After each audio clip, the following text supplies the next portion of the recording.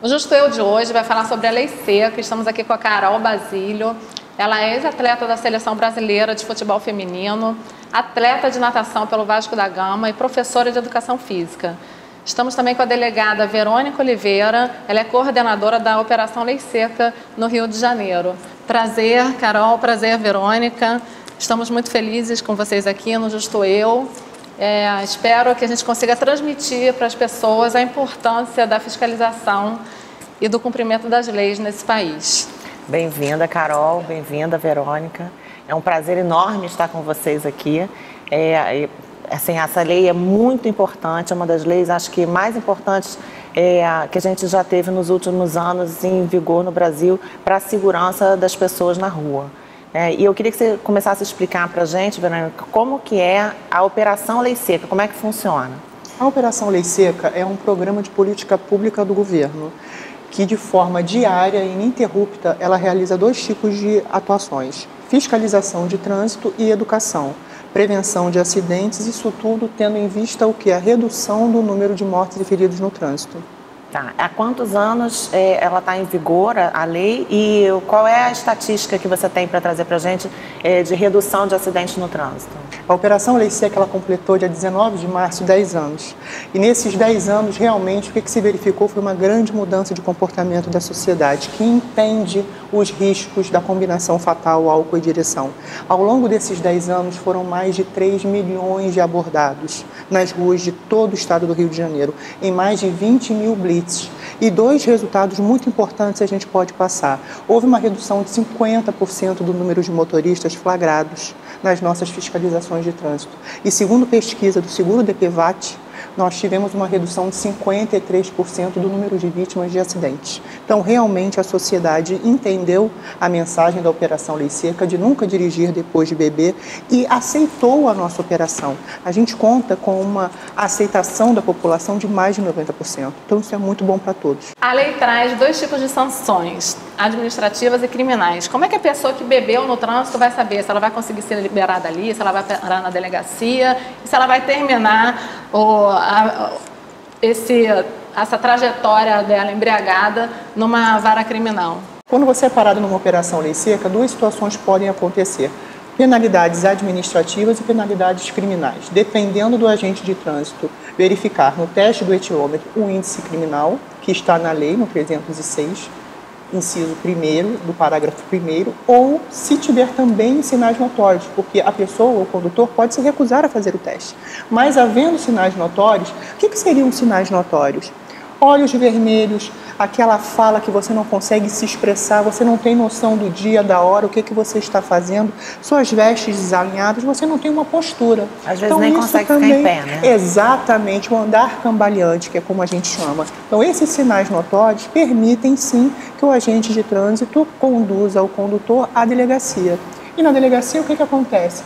Ele, na sua maior parte, quando não tem o teste do etilômetro como prova, ele é levado para o IML, onde lá ele vai se submeter a um teste clínico para verificar as suas condições, se a sua capacidade psicomotora está ou não alterada. Esse teste é obrigatório? É obrigatório.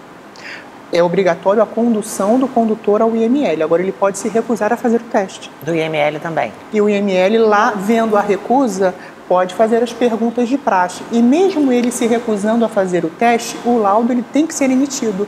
Então, no próprio laudo, dependendo da análise do perito, ele já pode constatar, sim, a alteração da capacidade psicomotora. Porque nesse teste clínico não é feito retirada de sangue, nem de urina e nem de saliva. Então, não é invasivo. Né? Exatamente. Isso acontece porque as pessoas gostam muito de ter os direitos garantidos, né? Elas querem ter liberdade, igualdade, garantia de direitos, mas na hora que ela é instada a fazer um exame de alcoolemia, ela não quer. Aí ela invoca o Pacto São José de Costa Rica, não quer fazer o exame e quer, de certa forma, burlar a lei, porque a pessoa de bem vai fazer o exame, vai soprar o bafômetro, que é um teste que não é invasivo, não custa nada, não dói e ainda assim existe recusa, né? Existe recusa porque o cidadão ele entende que ele não tem o direito de fazer prova contra si. E isso está na lei. É sim direito do cidadão não fazer prova contra si. Só que a lei é clara. Existem 2 artigos, 165 do Código de Trânsito e 165A, que se reportam as penalidades de autos de infração e penalidades administrativas em caso de você estar dirigindo sob o efeito de álcool ou outra substância psicoativa, realizar o exame, que é o bafômetro ou um outro exame clínico de alcoolemia toxicológico, qualquer outro exame for constatado isso, você tem essas penalidades. Agora, a recusa não lhe retira a consequência do auto de infração ser gerado e das medidas administrativas serem aplicadas. Por conta da introdução do 165A. Com certeza. Em 2012. E a lei veio endurecendo. Em 2017, a gente também teve mudanças nessa lei. Você pode explicar? O que aconteceu com essas mudanças? O endurecimento da lei, além da Operação Lei Seca, são dois aliados na luta pela diminuição dos elevados índices de mortos e feridos no trânsito. Então, houve duas alterações importantes. Lesão corporal culposa no trânsito, quando o condutor ele é flagrado dirigindo sob influência de álcool. Houve um aumento de pena. Agora, salvo engano, é de 2 a 5 anos a pena de reclusão. Então, não cabe nem fiança em delegacia. E quando é caso de homicídio culposo no trânsito, a pena ainda é mais gravosa, de 5 a 8 anos de reclusão. Então, esse endurecimento da lei é um entendimento da sociedade da importância do respeito às leis de trânsito e às regras de boa convivência, porque o trânsito não é só o motorista. O trânsito envolve o motorista, motociclista, o ciclista e o pedestre. Se todos nós fizermos a nossa parte no trânsito, nós com certeza reduziremos esses índices, porque, segundo pesquisa, 90% dos acidentes de trânsito, a causa é falha humana. Não é falha mecânica e não é má conservação da via, é falha humana, ou seja, é um homem matando um homem com um carro, com uma bicicleta, não andando na faixa, não respeitando as leis de trânsito. Porque na realidade é uma atividade de risco dirigir. Sim. Né?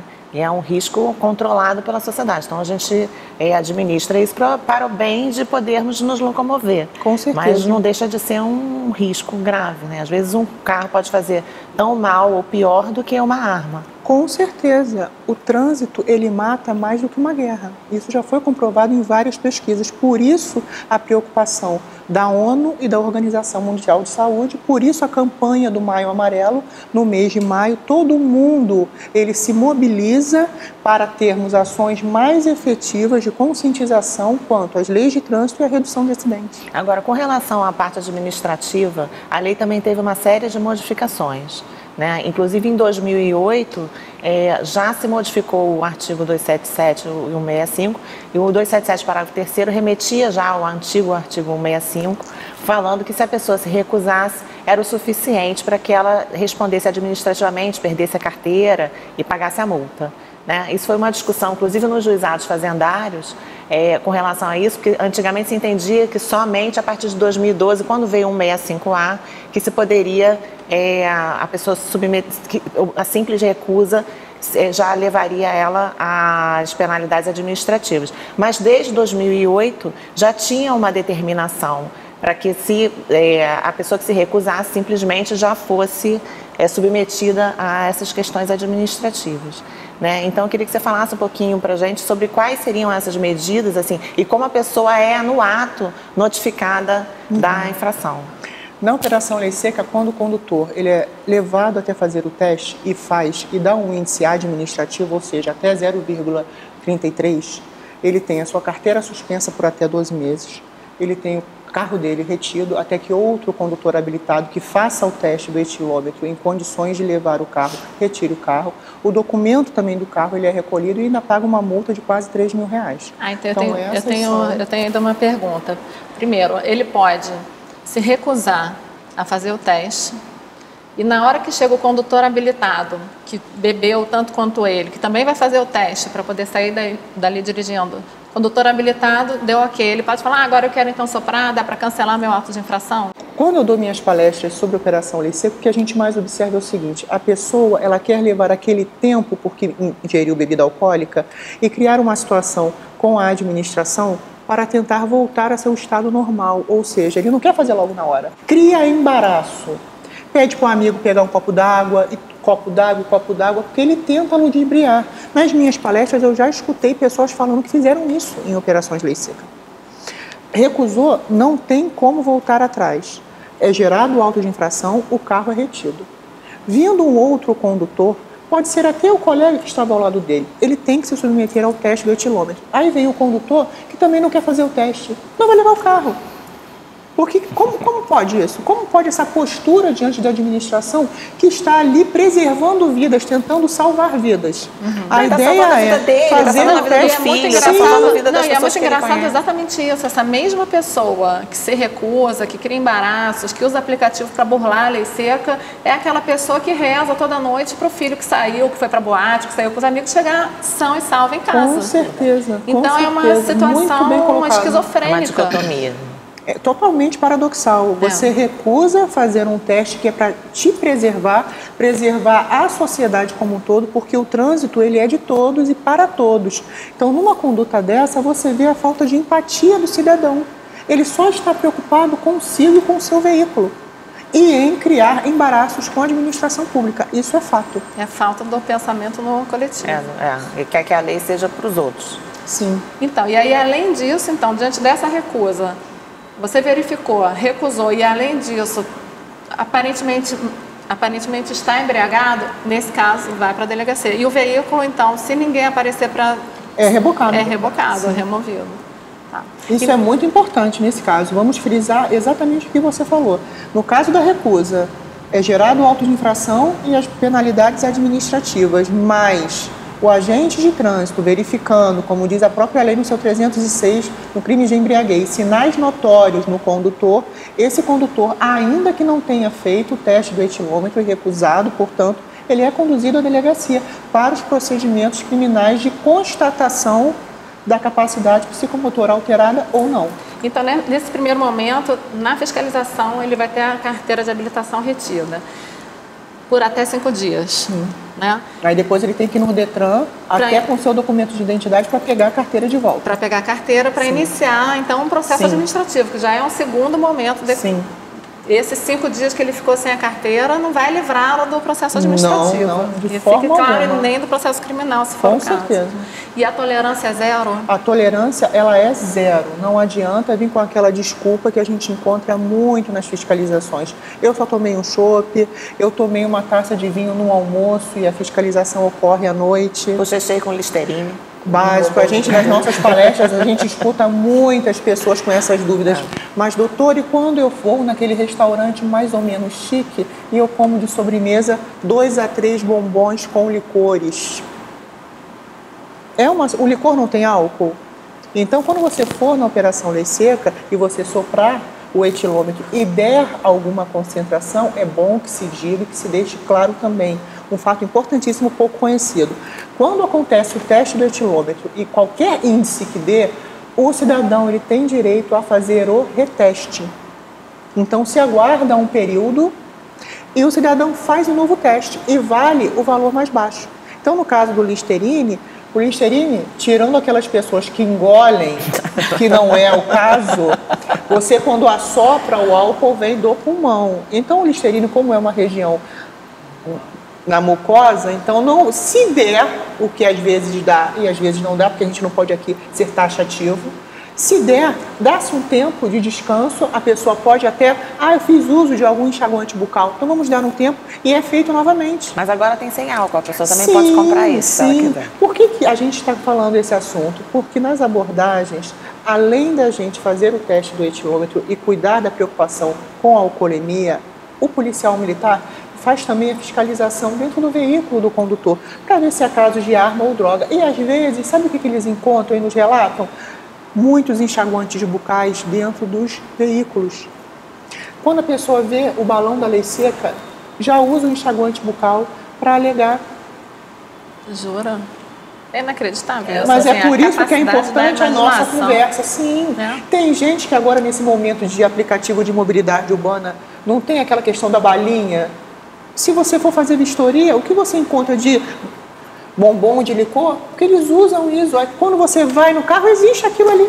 Agora eu vou te perguntar o seguinte, falando de bombom, eu me lembrei de umas situações que eu venho vendo na minha vara, de brownie ou bombom de maconha. E a pessoa que fumou maconha ou comeu bombom, por exemplo, de maconha?